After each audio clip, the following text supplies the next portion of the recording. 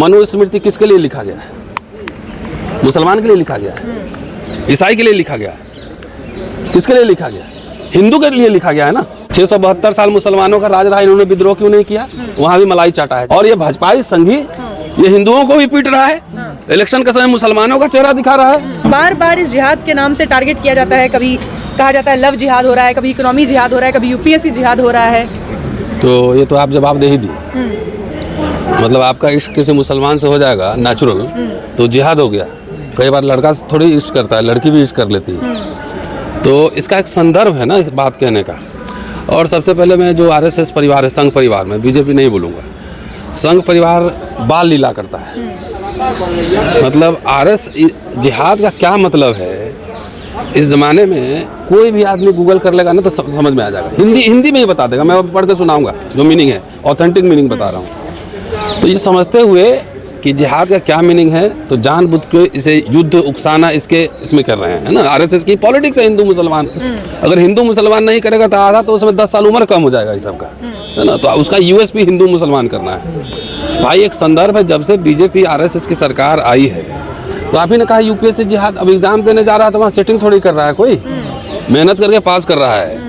अगर कोई नॉनवेज खा रहा है, चाहे मॉब लिंचिंग कर रहे हो मांस खाने पर, चाहे पर्सनल लॉ में आप इंटरफेयर कर रहे हो जो कि संविधान में ही दिया हुआ है, सब कुछ बदल रहे हो, मुसलमान को सांस नहीं लेने दे रहे हो। अभी मुसलमान तो एमएलए एमपी क्या हो तो खाली ये चाहता है कि भाई मेरे फ्रिज में मत देखो हम क्या खा रहे हैं। और उसको इतना तंग किए जा रहे हो। हर जगह मुसलमान को आपने देखा ट्रेन में गोली मार दिया, कहीं मॉब लिंचिंग कर दिया। उमर खालिद ऐसी बगैर ट्रायल के जेल में है। तो अन्याय के खिलाफ नहीं लड़ेगा मुसलमान। क्या चाहते हैं कि आपके घर पे हमला कोई करेगा तो आप क्या करोगे? क्या करोगे? देखिए तुलसीदास की एक वाणी है कि जाकी रही भावना जैसी प्रभु मूर्ति देखी तुमते।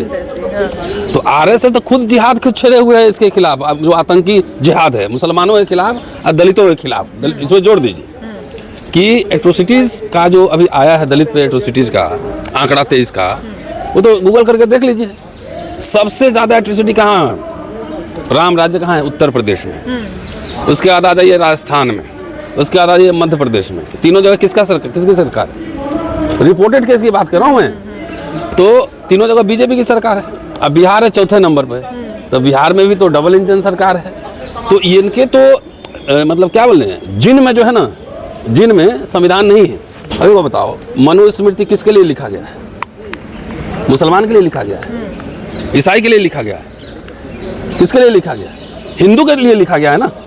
महिला, ब्राह्मण, क्षत्रिय, शूद्र, वैश्य, तो उसमें तुम्हारी क्या स्थिति पड़े हो महिलाओं की? तुम ब्राह्मण महिला हो ना, तो भी है ना। आपके लिए जो रेस्ट्रिक्शंस है ना सेम है, वो समझिए किस तरह का है। तो जो मनुस्मृति का मानने वाला हो, जो अपने ही समाज में, मुसलमान को हटाइए, अभी अपने ही समाज में दलित हिंदू को पीट रहा हो, उसके अधिकार छीन रहा हो, पिछड़े हिंदू का अधिकार छीन रहा हो।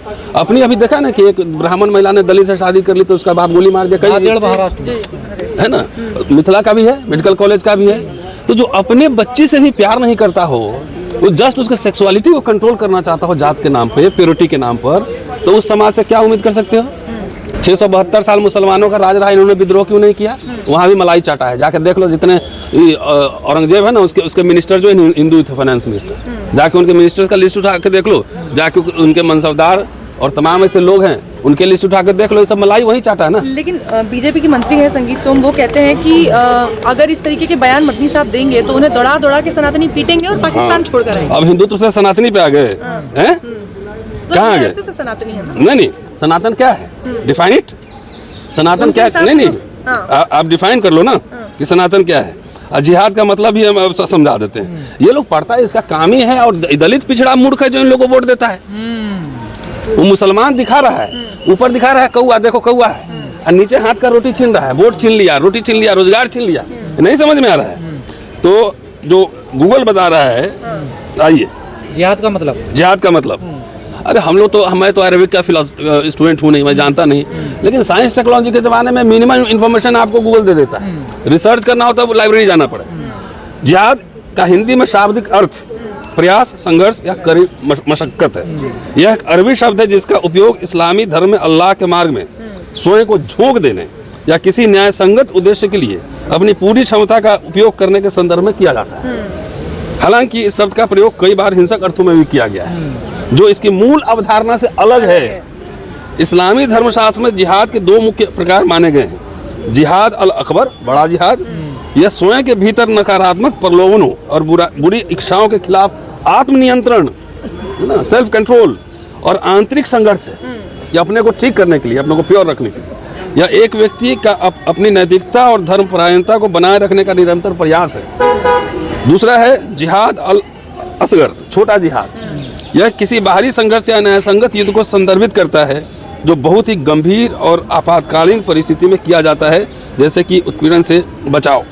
कुरान में धर्म के नाम पर किसी भी तरह के बल की मनाही है, बल प्रयोग की मनाही है, और यह स्पष्ट किया गया है कि धर्म में कोई जबरदस्ती नहीं होनी चाहिए।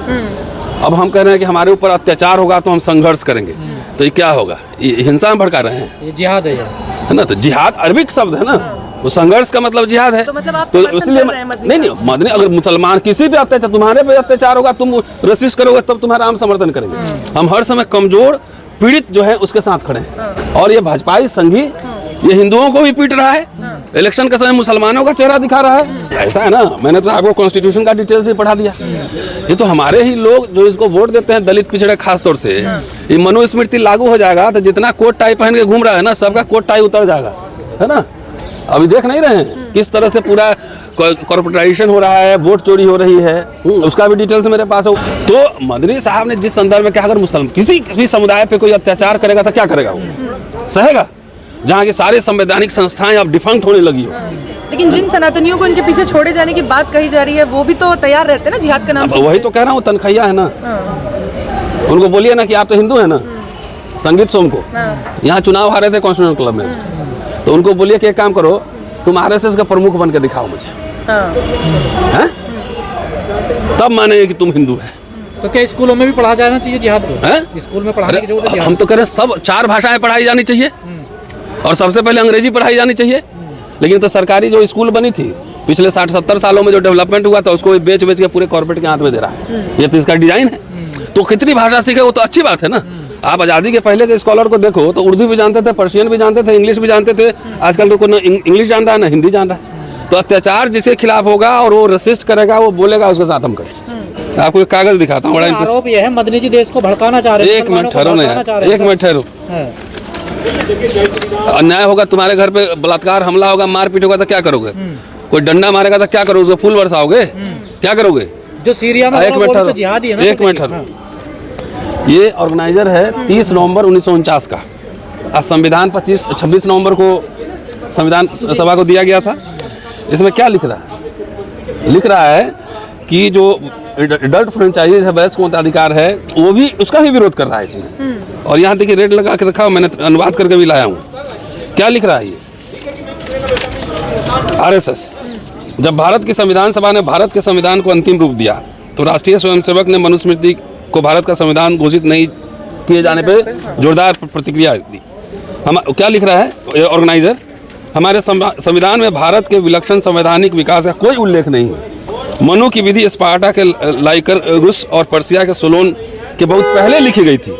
आज तक इस विधि की जो मनुस्मृति में उल्लिखित है, विश्व भर में सराहना की जाती रही है और स्वतः स्फूर्त धार्मिक नियम पालन तथा समानुरूपता पैदा करती है। लेकिन हमारे संवैधानिक पंडितों ने के लिए उसका कोई अर्थ नहीं है। एक लाइन और, the worst about the new constitution of Bharat is that there is nothing Bharatiya about it. इसमें भारतीय कुछ भी नहीं है संविधान में। The drafters of the Constitution have incorporated in it the elements of British, American, Canadian, Swiss, and sundry other constitutions. But there is no trace of ancient Bharatiya constitutional laws, institutions, nomenclature, and phraseology in it.